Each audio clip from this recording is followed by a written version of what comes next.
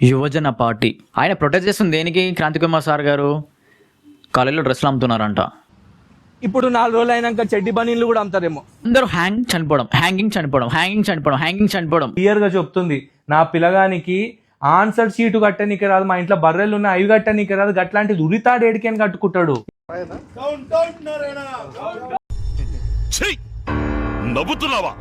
Welcome to RJ's true facts. ఇప్పటి నుంచి ఛానల్లో ఎలాంటి తప్పులు లేకుండా, ఎలాంటి భయం లేకుండా, ఎలాంటిదైనా సరే ఆ విషయం మన వరకు తీసుకొచ్చారనుకో ఖచ్చితంగా నేను దానికి సంబంధించిన ఏదైనా సరే రీసెర్చ్ చేసేసి ఇందులో మంచి కంప్లీట్ వీడియో నేను పోస్ట్ చేస్తాను. సో ఈరోజు నేను అసలు మాట్లాడడానికి కారణం ఏంటనంటే, అసలు మన గవర్నమెంట్ ఏం చేస్తుంది, పోలీస్ వ్యవస్థ ఏం చేస్తుంది, అసలు ఎడ్యుకేషన్ సిస్టమ్ ఏం చేస్తుంది. కావాల్సింది మంచి ఎడ్యుకేషన్ అంతే, మాకు కావాల్సింది ఇంకేంటి కావు. శ్రీ చైతన్య నారాయణ ఇవి రెండు పాయింట్అవుట్ చేయడానికి కారణం ఏంటంటే, మిగతా కాలేజెస్ అయితే మరీ అంత అరచకాలు ఏం లేవు, కానీ శ్రీ చైతన్య నారాయణ దీని అరచకాలు ఎంత ఉన్నాయనంటే చాలా మంది చనిపోయారు ఇప్పటికీ.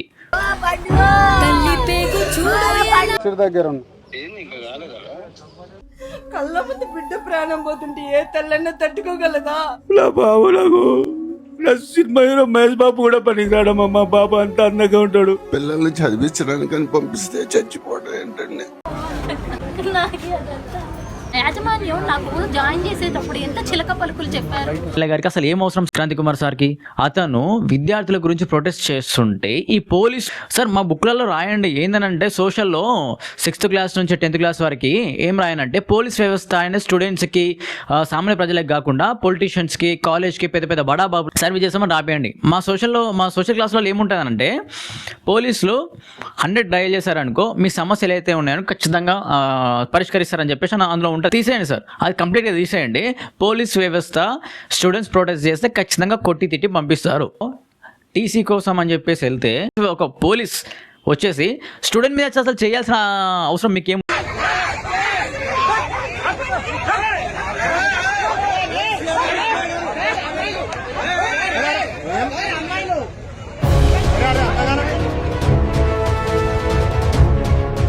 అసలు స్టూడెంట్ మీద చేయాల్సిన హక్కు మీకు రైట్ ఏ రాజ్యాంగంలో ఉంది, ఏ జ్యుడిషియల్ ప్రకారం ఉంది, ఏ సెక్షన్ ప్రకారం ఉంది, దేని ప్రకారం ఉంది? పోలీస్ వ్యవస్థ అనేది చాలా బెటాలియన్స్ ఉన్నాయి. అవి ఏంది? క్రిమినల్స్ని, క్రైమ్ చేసిన వాళ్ళని కొట్టడానికి మాత్రమే మీరు పెంచి పోషిస్తున్నారా, లేదా స్టూడెంట్స్ని తరిమి కొట్టడానికి పోషిస్తున్నారా వాటిని? నాకైతే అలాగే అనిపిస్తుంది. ఏందనంటే, క్రైమ్ చేసిన వాళ్ళు బాగానే ఉంటున్నారు, తప్పు చేసిన వాళ్ళు బాగానే ఉంటున్నారు. ఇంకోటి ఏందనంటే, వాళ్ళు ప్రొటెస్ట్ చేస్తుంది దేనికి సార్? ఒక మాట చెప్పండి, ప్రొటెస్ట్ చేస్తుంది దేనికి? వాళ్ళ హక్కులు.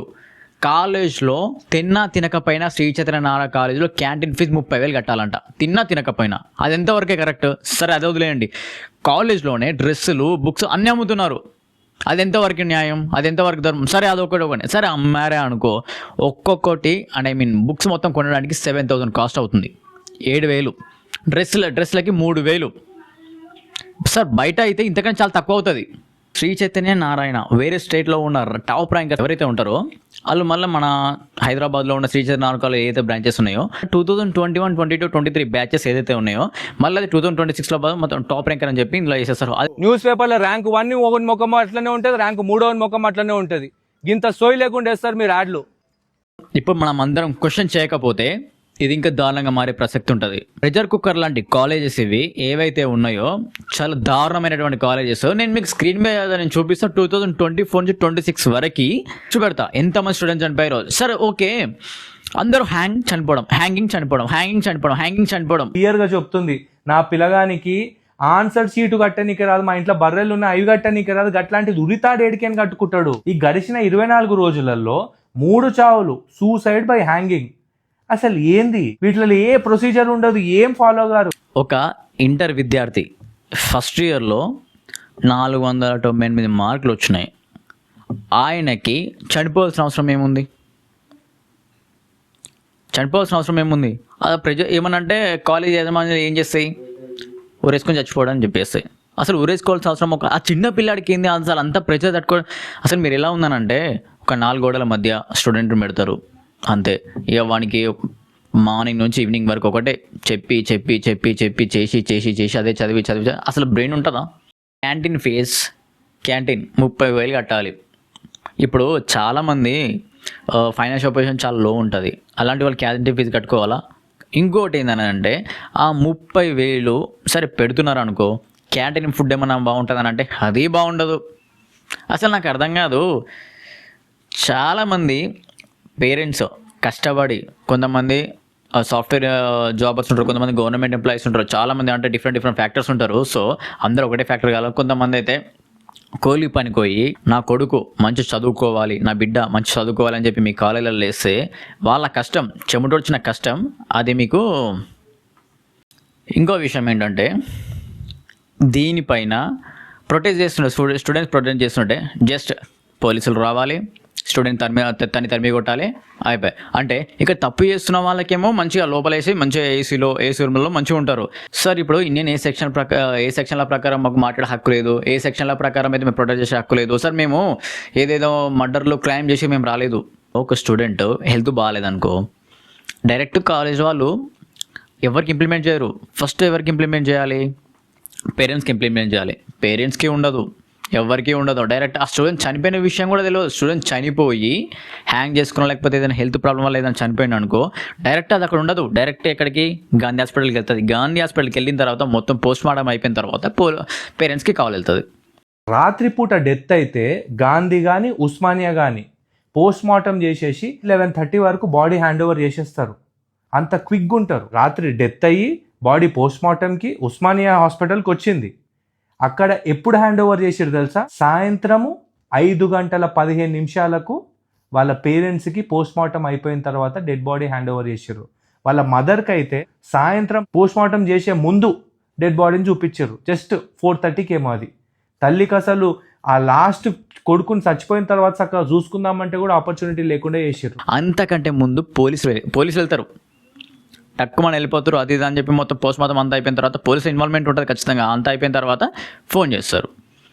BNSS సెక్షన్ 194 ప్రకారము ఒక డెడ్ బాడీ ఎవరైనా సూసైడ్ చేసుకుంటే గనక ప్రొసీజర్ ప్రకారము పంచ్ విట్నెస్ నన్ను పిలిచి వాళ్ళ సమక్షంలో పూర్తిగా ఫోటోలు వీడియోలు తీసి ఆ తర్వాత ప్రాపర్ ప్రొసీజర్ అంతా అయిపోయిన తర్వాత అప్పుడు పోస్ట్ మార్టంకి పంపించాలి. ఇప్పటి వరకు జరిగిన ఏ డెత్లో కూడా ఈ ప్రొసీజర్ ఫాలో కాలేరు. మొత్తం బైపాస్ చేసి పడేసారు. అనుమానాస్పద స్థితిలో చనిపోయిన విద్యార్థుల చావులను సూసైడ్లని క్రియేట్ చేసిర్రు. దీని వెనకాలన్న కాలేజ్ యాజమాన్యం ఎవరైతే డెడ్ బాడీని వితౌట్ ప్రొసీజర్ ఫాలో కాకుండా తీసి పక్కన వాడేసిర్రో వాళ్ళ మీద ట్యాంపరింగ్ ఆఫ్ ఎవిడెన్స్ కింద కేసులు బుక్ కావాలి. ఈ సస్పీషియస్ డెత్స్ అన్నిటి మీద ఎంక్వైరీ చేయాలి. పిల్లగాడు చచ్చిపోతే శవం ముందు 30 లక్షలు బలవంతంగా ఇచ్చిర్రు అని చెప్పేసి కంప్లైంట్ కూడా ఇచ్చిండు.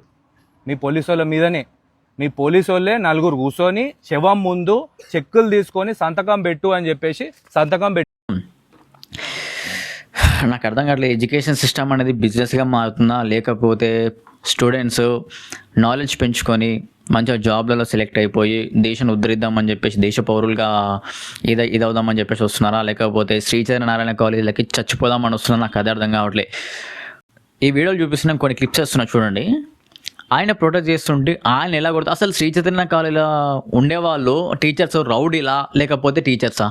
రౌడీల్ని పెట్టి కాలేజ్ నడిపిస్తారు. రౌడీజమా? వీళ్ళు చదువులు చెప్తారా? ఇట్లాంటి వాళ్ళు చెప్తే ఐఏఎస్లు అవుతారా, ఐపీఎస్లు అవుతారా?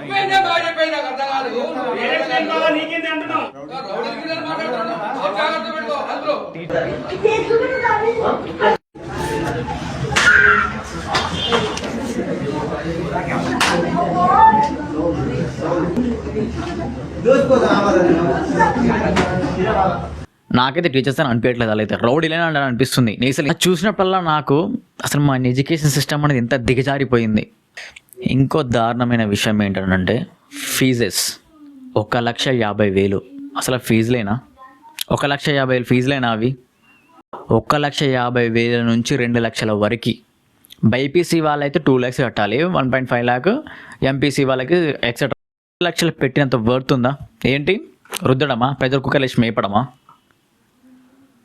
యువజన పార్టీ ఆయన ప్రొటెస్ట్ చేస్తుంది దేనికి? క్రాంతి కుమార్ సార్ గారు కాలేజీలో డ్రెస్సులు అమ్ముతున్నారంట. ఇప్పుడు 4 రోజులు అయినాక చెడ్డి బనీళ్ళు కూడా అమ్ముతారేమో. అదే నాకు చెప్పారు. ఒక విషయము, ఇగో ఇప్పుడు బ్యాగులు అమ్ముతున్నారు. ఇందాక పేరెంట్ చెప్పింది అవి 1 year కంటే ఎక్కువ రావంట కదా. బాకీ 2000, 500కి దొరికేది సాక్సులు కూడా. అది ఎంతవరకు న్యాయం? కాలేజ్ ఫీజులు హైక్ అయిపోయినాయి, అది ఎంతవరకు న్యాయం? అది అసలు ఈ బెటాలియన్స్ అన్నీ చాలామంది ఏమిటంటే పోలీస్ ట్రైనింగ్ తీసుకుంటారు కదా, పోలీస్ ట్రైనింగ్కి ఏమంటారు, క్రైమ్ చేసే వాళ్ళకి, మర్డర్ చేసే వాళ్ళకి, వీళ్ళకి కాదు, స్టూడెంట్స్ని కొట్టడానికి పర్ఫెక్ట్. మొత్తం బెటాలియన్ని తీసుకొని వచ్చిర్రు. మీరు ఇంత పెద్ద వేసుకొని వచ్చిర్రు, ఎవరి మీద సార్? ఎవరు ఇచ్చారు కంప్లైంట్? ఎవరు ఇచ్చారు మీకు కంప్లైంట్? మీరు కూడా చేయకండి. ఏం మాట్లాడుతున్నారు? అరే లోపల తెచ్చిమని ఆర్డర్ ఇచ్చినాడు వాడు. ఎందుకు చేస్తున్నావు? ఏంది లాయర్లు అడుగుతా ఇదేనా? ఎఫ్ఐఆర్ ఫైల్ చేసారా? ఎఫ్ఐఆర్ ఫైల్ చేసారా? ఎఫ్ఐఆర్ ఫైల్ చేసారా? నేను నైట్ 7 o'clock ఇన్సిడెంట్ అయింది కదా సార్.